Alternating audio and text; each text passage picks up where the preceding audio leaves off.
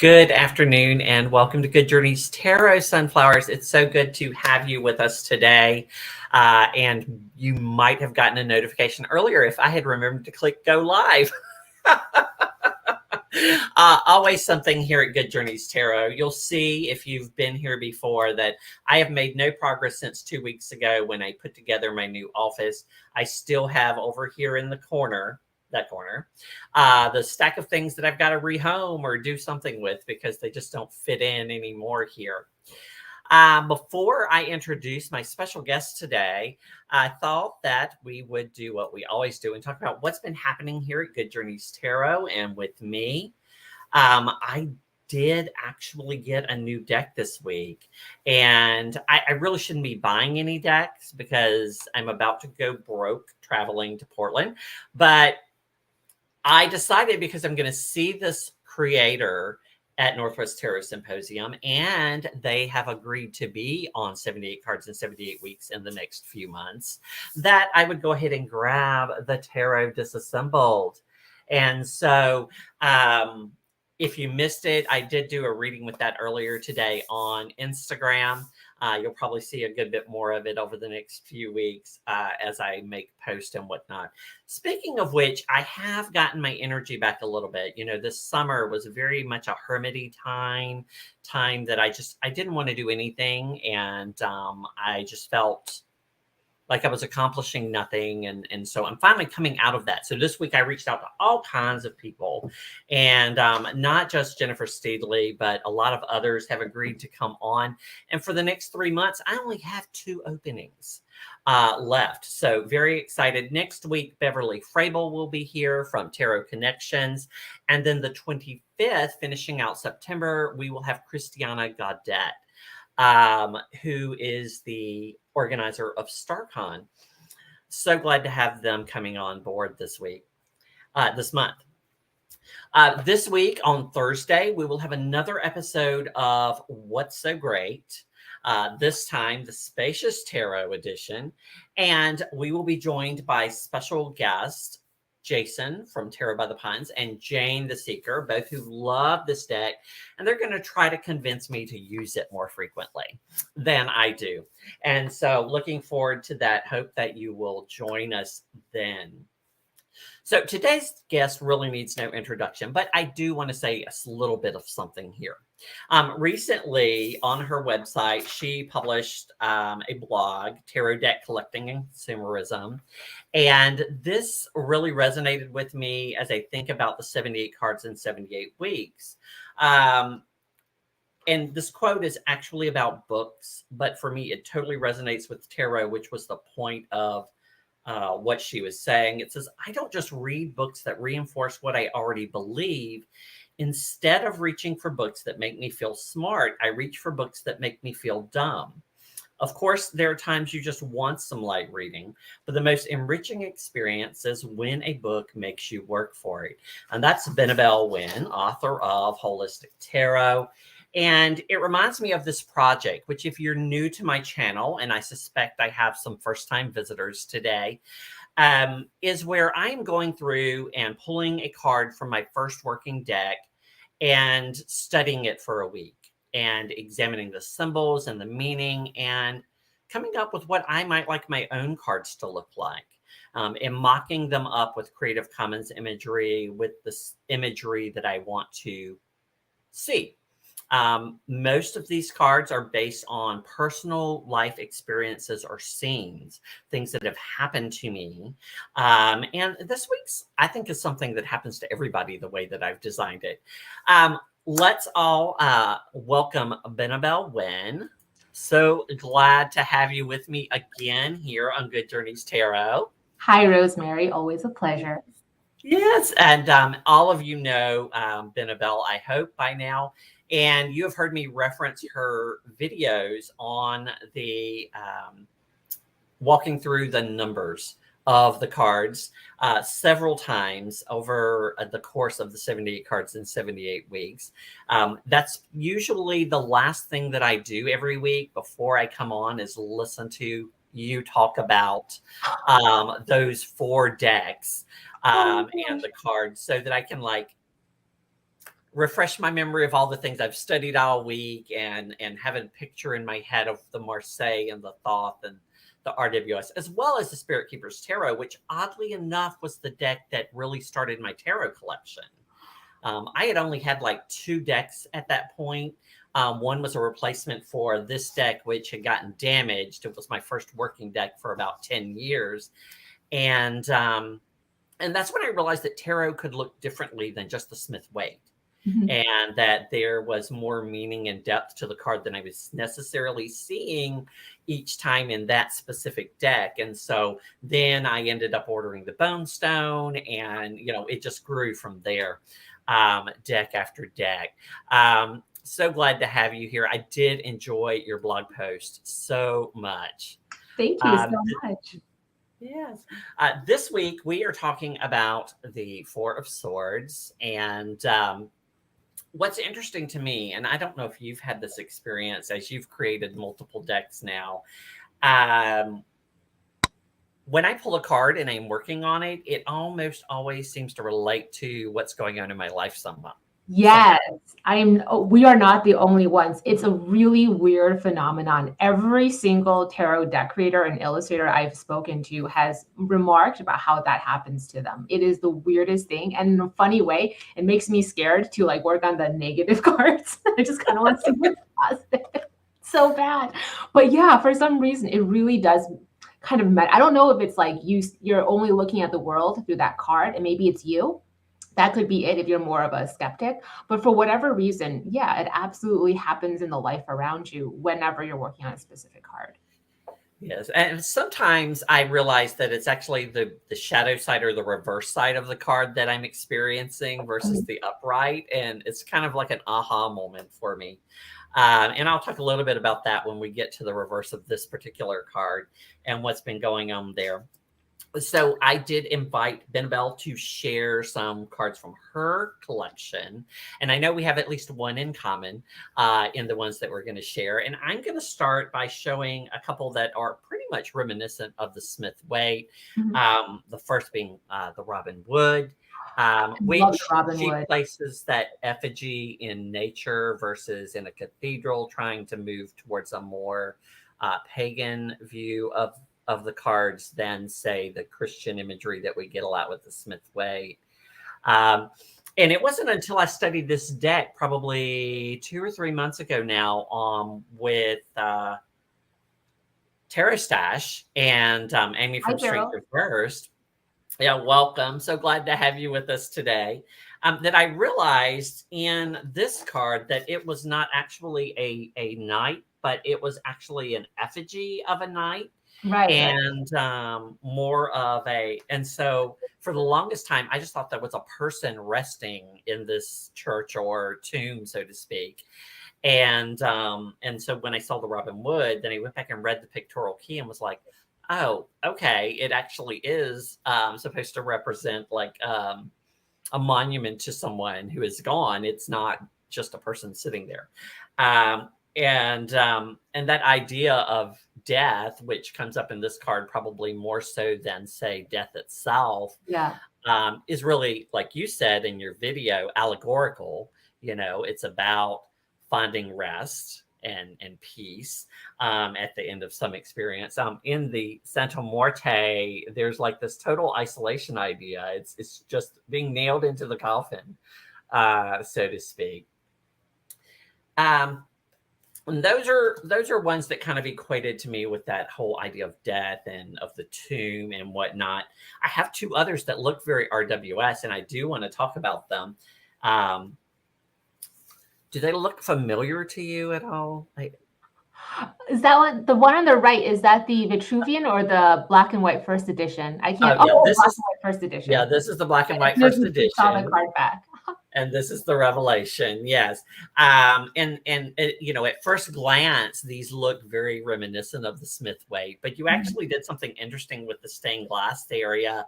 I really liked in the first edition that you had included temperance, because it kind of reinforced that idea to me of the convalescent, of needing some restoration, finding that balance before you could carry on, kind of thing. And then in the Revelation, of course, you went with a So goddess of healing. yeah, goddess of Yes. healing and recovery. Yes. And so just a little bit different, but still kind of has that same feeling, you know.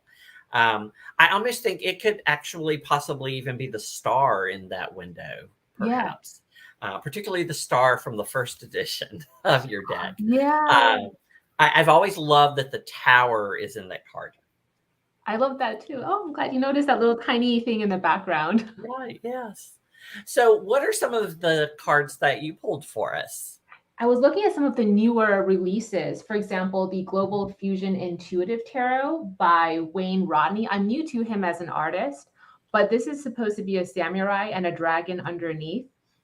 And I just love that, you have that raven in the background. So it is very RWS, but at the same time, you do see, how you have that the sword that's usually on the bottom of the coffin. It's where you see now is that dragon. So it's that idea of latent power, which I really love. And Rodney is just an incredible artist. Noe Ikeda, Heavenly Bloom Tarot. This one I also really love. Again, reminiscent. And here, you know how I had the Angel Temperance in my card? You see that same creative idea. We all sort of have the same energy or thoughts and inspiration when it comes to how you interpret certain cards. So I love this as well, that idea of divine presence in some way. And then they play with that idea here.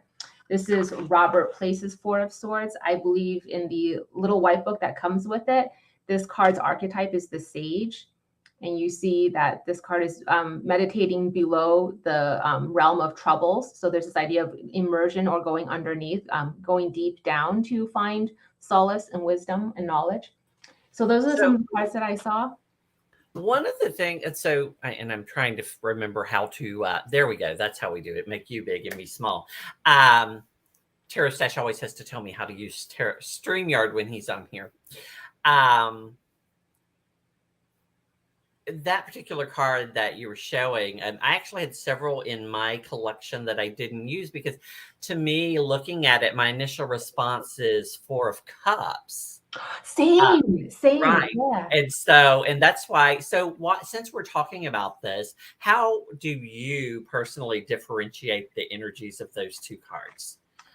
I think they're pretty different. Four of Cups is more about emotional trouble, and you're looking inward to find the answer toward emotional or intangible uncertainty. Whereas with the Four of Swords, I see it more as probably some kind of a physical manifestation of pain and troubles.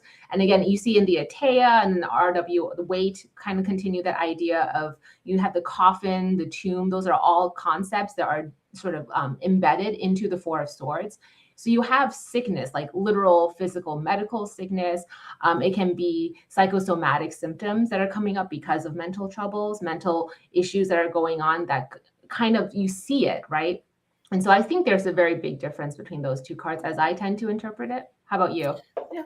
Oh, absolutely. That's exactly what I was thinking in terms of it being, one being more about emotional and spiritual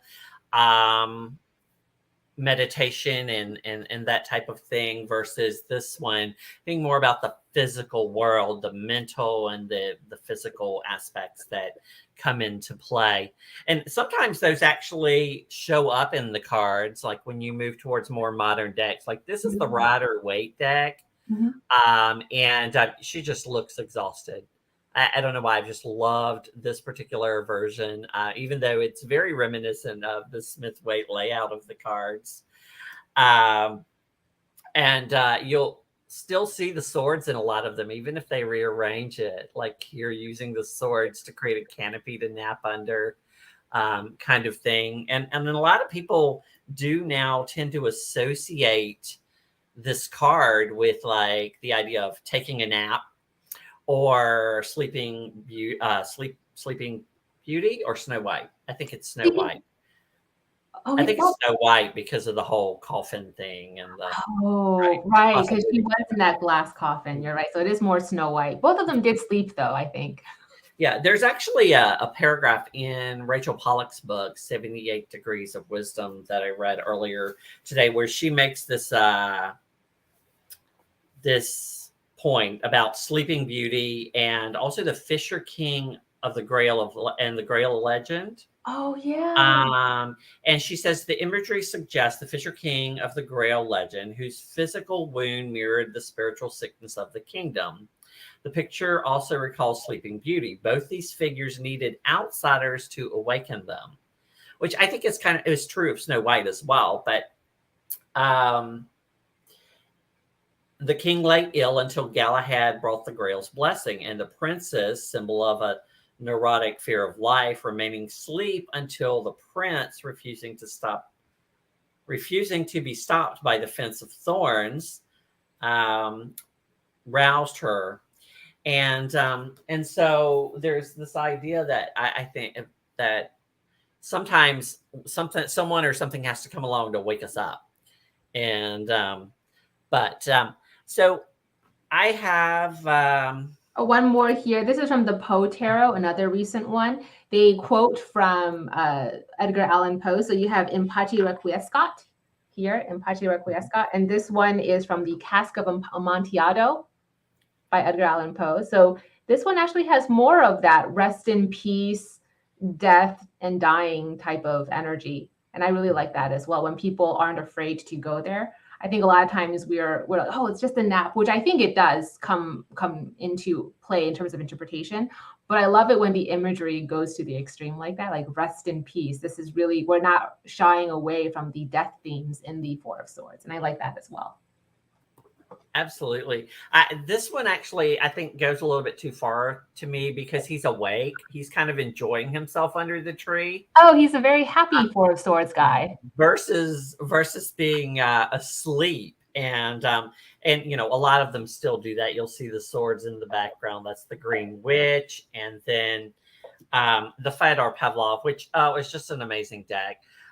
But here you can see this battle-worn person is just taking time under the tree, which to me is a different look and feeling to the Smith-Waite, but it still has like a lot of that same idea there of just needing that moment of away from all the worldly things before you carry on. Mm-hmm. Let's see. Oops, I'm going to put you back over here. Do you have some other cards that you pulled for us? This is pretty standard or classical for the Thoth. This is M.M. Moline's Tabula Mundi. Does it say truce on there? Yeah, it does say truce. Rest from strife is Mather's keywords. So I like this. We can go with, while we're here, Hermetic Tarot. Oh, yeah, so you have the similar one. The Rosetta, yes. The Rosetta, I love the Rosetta Tarot. This is Hermetic Tarot. Again, you have, this one says rest from strife, Lord of rest from strife. So it's that idea of truce, because the balance of recovery and sickness is equal. So there's that tension between the two. And I love that idea of to remember that there is as much a concept of recovery and healing as there is a concept of illness and trouble, you know. So I really like that tension between the two concepts. Oh, yes. I don't know if you're familiar with the Life is Like a Board Game deck, but basically it's like Monopoly, where each card is named after a street or that type of thing. And then the majors are all of the different other things on the board. It's called Restful Solitude Way on the Four of Swords in this particular deck. And that's an idea I think that many people bring into their cards now versus the effigy or memorial of the deceased soldier. In the Light Seers, we see this whole nesting idea. Yeah. And actually, solitude. Solitude is Atea's keyword. There we go. Oh, I can't. It's not showing, but the keyword is solitude. Okay. So that works. It's more traditional if you go the route of solitude. Sure. I have a few here that kind of go in a different direction, but have like the essence of the idea that we get. One is this is the deck. It turns out I pulled the most for this project, which was the Bone Stone and Earth Flash. And it kind of went a different way. Instead of the whole napping or resting kind of thing, a different kind of recuperation. Mhm. That idea that you're worn and you're weary, and it's time to refresh yourself. Healing and Uh, purification. I see that as yeah, purification, yeah, almost like a form of absolutely. spiritual baptism. Yeah, absolutely. Just beautiful work by Anna Torian Yeah. uh, and Evelyn Cameron. The Mystic Garbage Tarot actually uses this heart with the flowers. The idea of it's a time to heal your heart. That's so cool. I think it's Irene Lorenzi also using the heart. Well, it's very small here, but Lorenzi does use the heart image, not just in the Three of Swords, but throughout all the swords, many of the swords cards, and just kind of like what you showed just earlier. So it's interesting how different artists who clearly haven't, consulted with each other, they come up with similar ideas.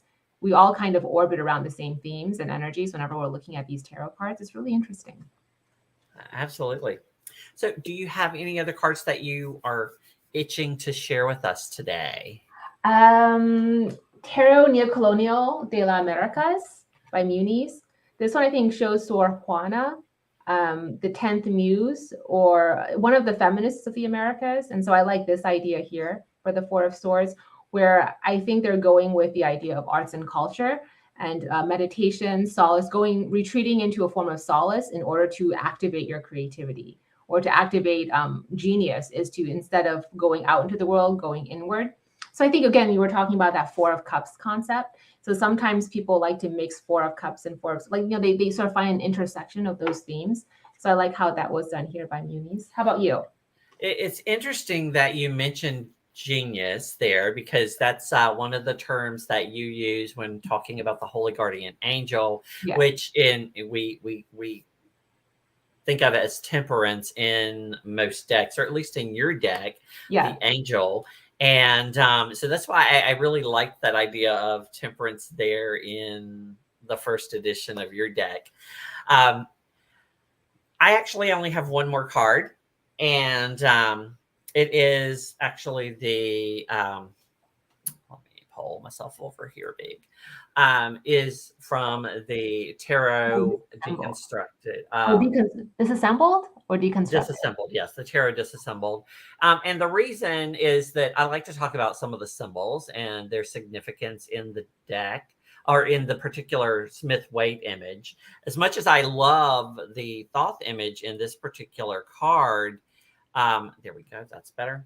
And there are a few cards where I actually prefer the Thoth.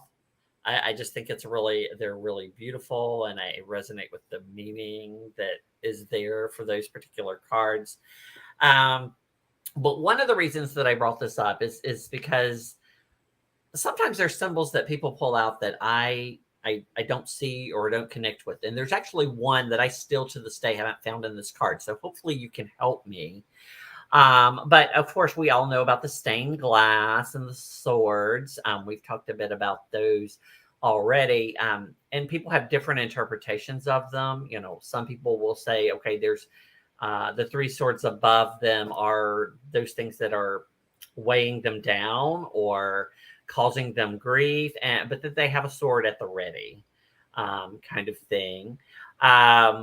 Some people actually point out the praying hands, that idea of devotion or seeking guidance from wherever to deal with the mental and earthly problems that we're having. And of course, there is the pillow, that idea of rest. And then she has the armor. And I guess the armor, the idea of protection, that they're not like at this moment in danger, but there is danger, out there. So they have to be prepared, right? But the thing I've never found is Pax. So, and I've read about it several times, and I even pulled out my giant Rider-Waite that I had gotten to teach a class a while back, and I still cannot find it in the stained glass window. Everybody says that it's there, and I'm like, oh, the word peace or Pax is in there? I didn't know that. Or a symbol of it, and I'm like, I can't find it anywhere. I thought it was So, more that the image itself is domestic harmony. So that would be the image of peace, or peace is sort of a theme on truce, which is the Thoth keyword. That's where I right. saw it. Rest from strife is this idea of peace after war. And so I always actually saw the armor. So the three swords I interpret as the three wounds, mind, body, and spirit, as three different types of wounds that have been sustained by the querent. And then you have the armor, which is a suggestion of the identity of the querent, somebody who's a fighter, somebody who's fought really hard, but is exhausted and fatigued from their constant fighting. And so now you're at a point of, do you want to continue the battle, or do you want to rest from that, find a truce to the battle that you've been fighting so hard? So that's how I've interpreted the armor as well, not just protection, but it is protection in the moment. I don't think I recall seeing the word peace in Pictorial Key, though. Yeah, I didn't. I just reread it. Oh, you You know, reread it? it's interesting. You know, in some of them, the description and information is like, you know, 2 sentences, and some of them he goes on. And I think that's something that translates to most tarot writers these days. Is as I'm looking at, I probably have 20 or 30 books that I've been going through as I study each of these cards, and some of them have, you know, a half a page about some cards and then 10 pages about other cards. And it's not just the difference between the majors and the minors. It can even be between the minors. And so I've been trying to condense things to having 2 pages about every card. So I can get give them equal treatment, is what I want to do, I guess, because I see them all as elements of our life, right? Yeah, I love how wait for some of the card entries. Like, oh, you know what this card means, or oh, this card requires no further explanation, and he moves on. And you're like, no, I want an explanation. Oh, there it is. Thank you, Jonathan Daly. Okay, so there's a halo around that person over here, Oh, that and is that so halo says cool. Pax. I I learned looked something for new today. days trying to find that word, and I cannot find it anywhere. Oh my God, I'm so blind. Well, I am pretty blind, so I have a physical excuse. But that Yeah. is so cool.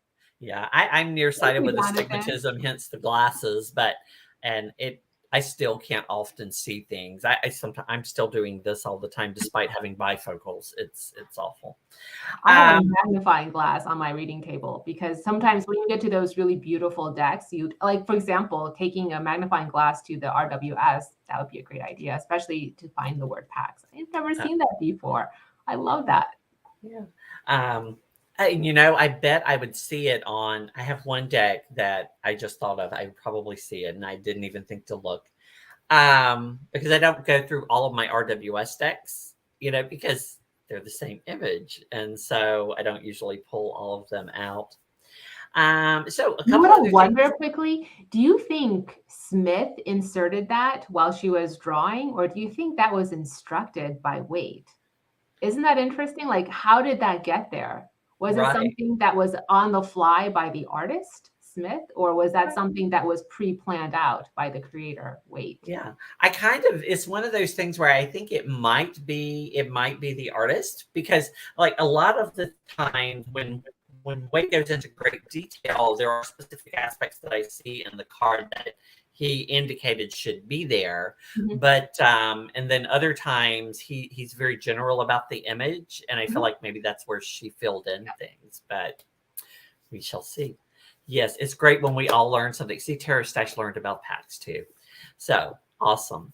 I do want to talk a little bit about the astrological correspondence, because oddly enough, Jupiter. this is the card that represents my deacon that I was born under, Me which too. Mary Kay Greer calls your destiny card. Uh-huh. And it's interesting. So all week I've been thinking to myself, okay, am I constantly exhausted in need of rest? Or is this just going to be a life of solitude, right? You know, because that is actually something that is true of my life. I live alone, always have. So, yeah. So how do you feel that relates to you personally?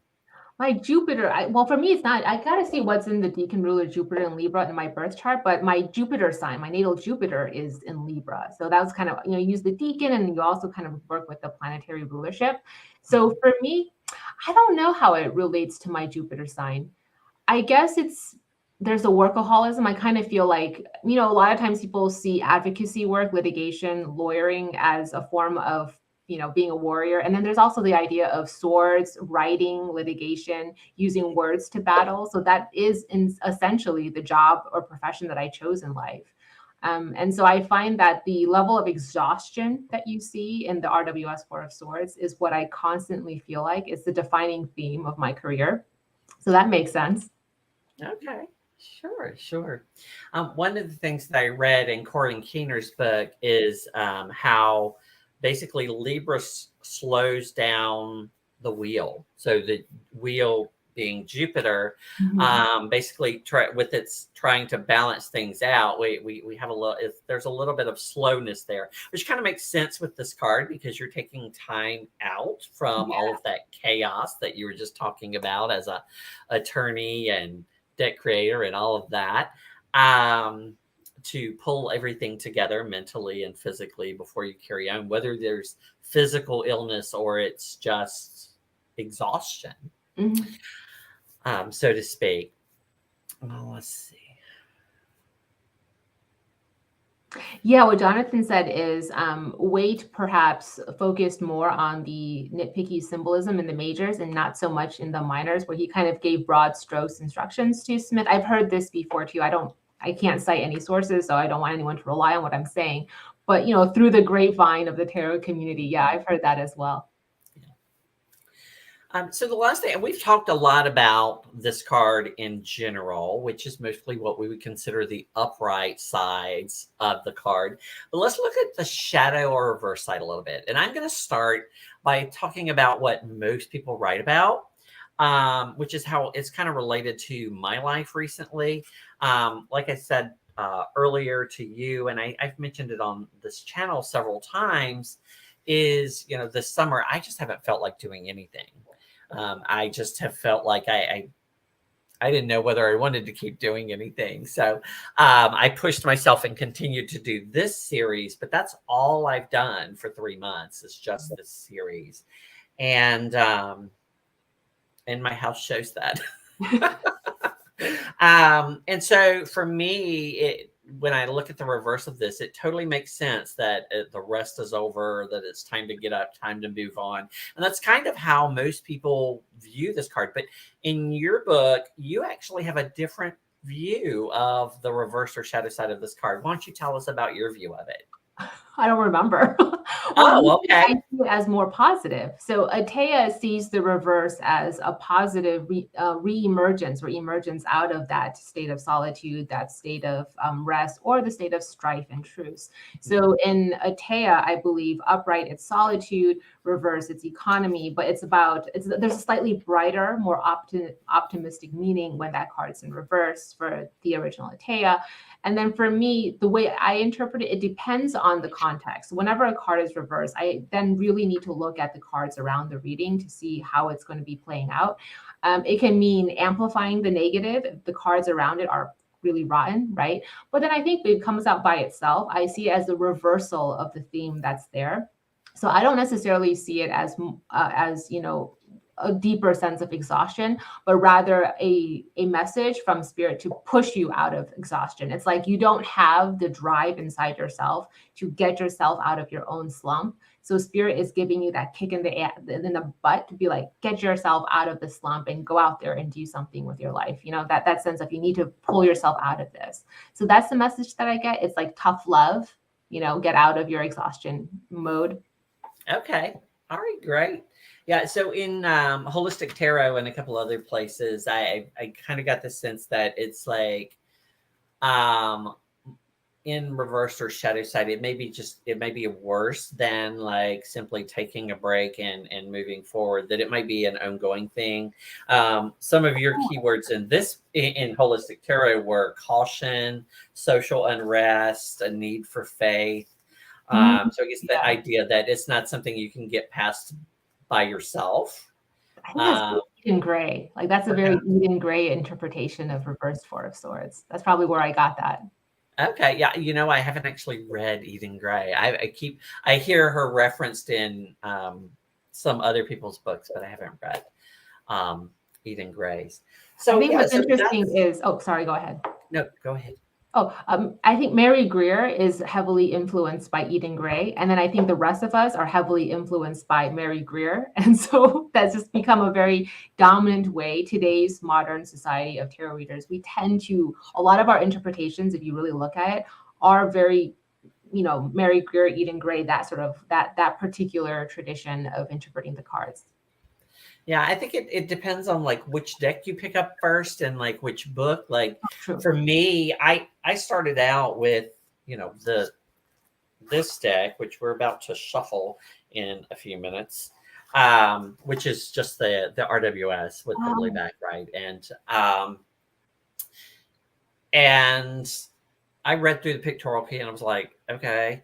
And at that time I was kind of broke. Like I didn't really have money back then to dispose on things. And so this was like a treat for myself back then. And so I started searching the internet for information about tarot, and Joan Bunning's entire book is online, right? Because she put it out there as a website. And so I started by learning through her website and her book.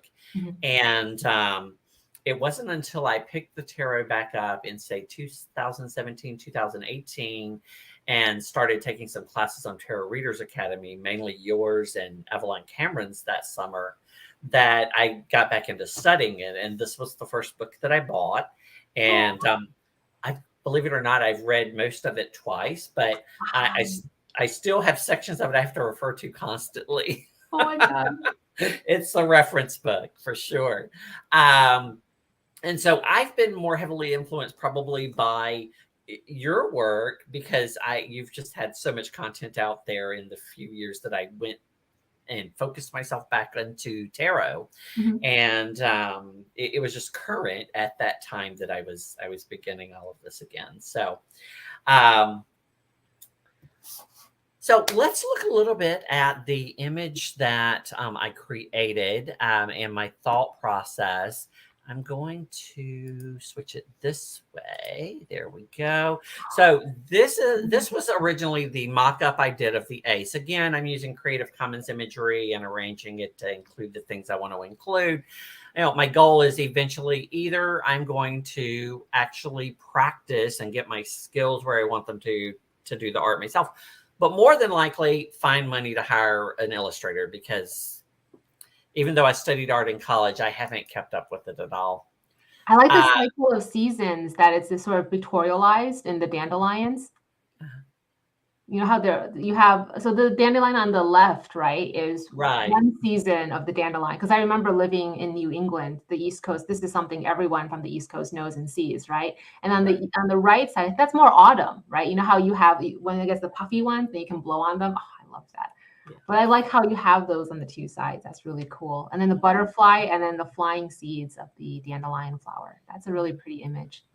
Thank you. So the reason I'm showing this is because I actually have the 1, 2, 3, and 4 done now. And so I kind of wanted to compare those as we look at what I ended up with for the 4 of Swords. So this was the 2. And I actually stole this idea from the Santa Morte, and I made a butterfly scissors instead of skull scissors. But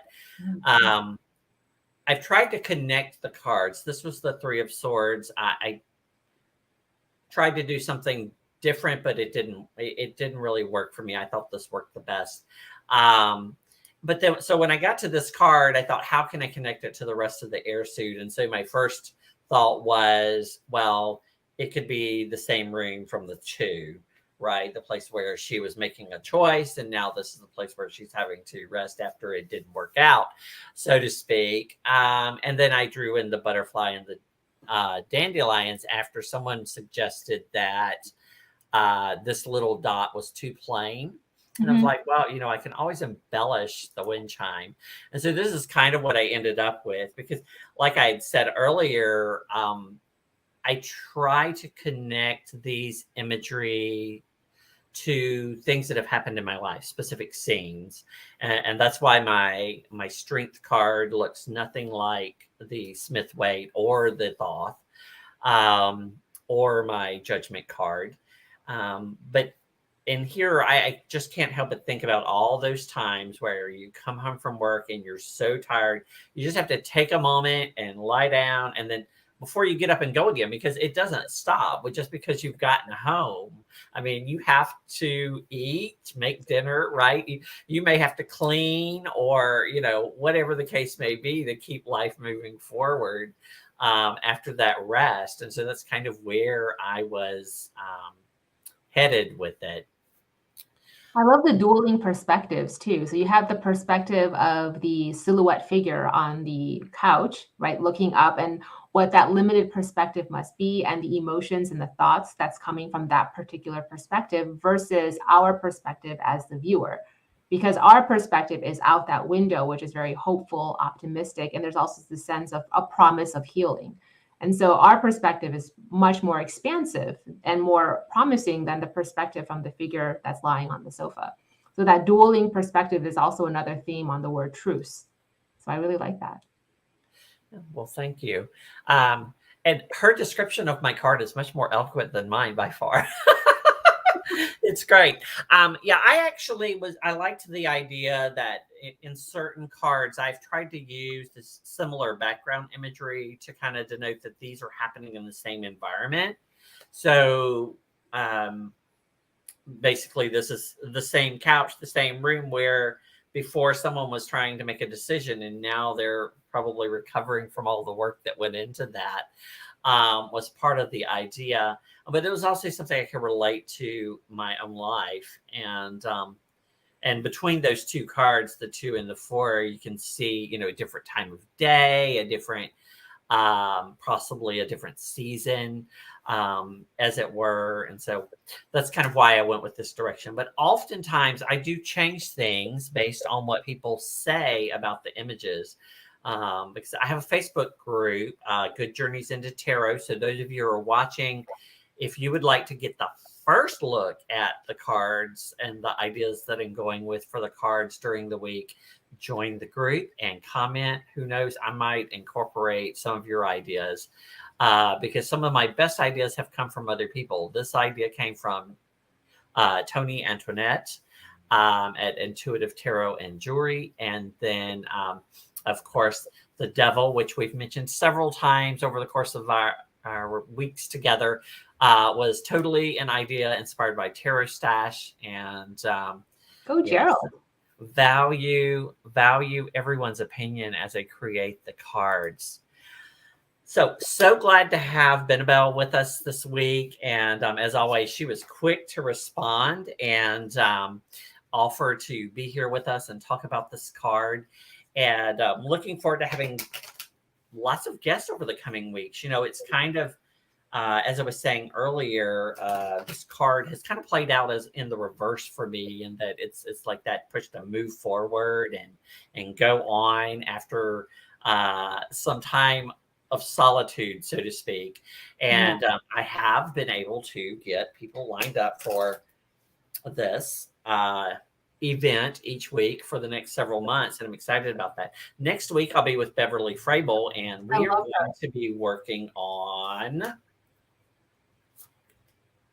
the 2 of Cups. Ooh, that's a nice one. Yeah, so this is one of the cards. I have about 5 cards that I've finished that we've not actually talked about or worked with yet, but those images came to me early on when I thought I wanted to create my own deck. And that started like the first time I picked up a deck. I was like, okay, but wouldn't this be better if it was this? As I read the descriptions and the meanings, I'm like, okay, oh wait, that's totally the scene in my life. And so this was one of the ones that I had a specific thought in mind from early on and had been sketching and doodling. And so now I will be able to share it with everybody. Let's see. I love how your deck is very practical. When I'm looking at the images that you've shown so far, it's the type of deck that I think would be really practical in terms of professional tarot readings. When you read for others, the querent can look at your images and really understand how it applies directly to their life, or they can tell stories through it. So really good job. That's hard to do. Oh, thank you. All right. Tarot Stash, ask me your question again. I'm not seeing it. Sorry.